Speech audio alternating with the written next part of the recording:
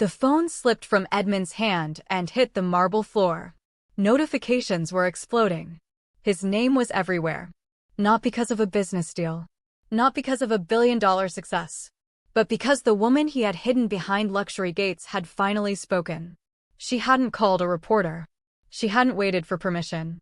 She posted the truth. She posted it on social media. It wasn't an interview. It wasn't a press release. It was her truth. She wrote about the years of emotional and physical suffering she had endured behind luxury gates and guarded estates. She spoke about what Edmund, a well-known billionaire businessman admired by the public, had put her through in private. She shared carefully chosen images, not graphic, but undeniable. Marks that told a story words alone could not. She explained why she had stayed silent for so long. The pressure. The fear. The control. The belief that speaking up would cost her everything. She encouraged other women in similar situations to choose safety before it was too late. No wealth, no lifestyle, no public image was worth losing your life or peace of mind. The response was immediate and divided. Many people supported her. They called her brave. They thanked her for speaking up. They said they had always sensed something was wrong behind Edmund's polished image. They praised her strength for surviving.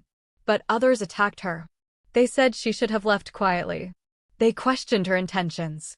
They accused her of exaggerating. Some even claimed she was lying. They told her to delete the post and stop damaging a powerful man's reputation. She read every comment. The criticism hurt, but it didn't surprise her.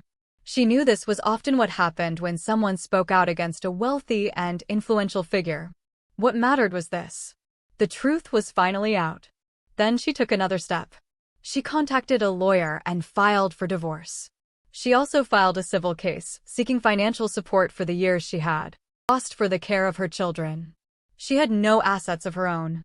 Everything, homes, vehicles, accounts, had always been under Edmund's control. If she was going to start over, she needed stability. When Edmund received the legal papers, he was furious. The reputation he had spent decades building was now under public scrutiny. There would be hearings, documents, records. This time, influence couldn't make the problem disappear. At the first hearing, Edmund denied all allegations. He claimed she had left without reason. He presented himself as a hardworking businessman being targeted unfairly. But the evidence told a different story. Medical records supported her claims. Former staff and neighbors described repeated disturbances. The children were spoken to privately, and their accounts matched their mother's. Her brother testified about threats Edmund had made when she tried to leave. Even a few business associates quietly admitted they had suspected problems but were afraid to speak up. The case lasted several months. During that time, the media took notice. Investors grew cautious. Partnerships weakened. People began to distance themselves. By the time the court delivered its ruling, Edmund's public image had already suffered serious damage. The judge ruled in her favor. She was granted full custody of the children. Edmund was ordered to provide financial support, including alimony and child support. The court made one thing clear.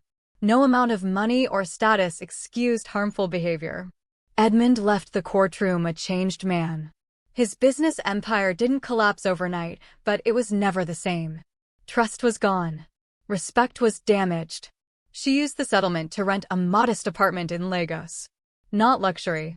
Not excess. Peace. She enrolled in a short business course.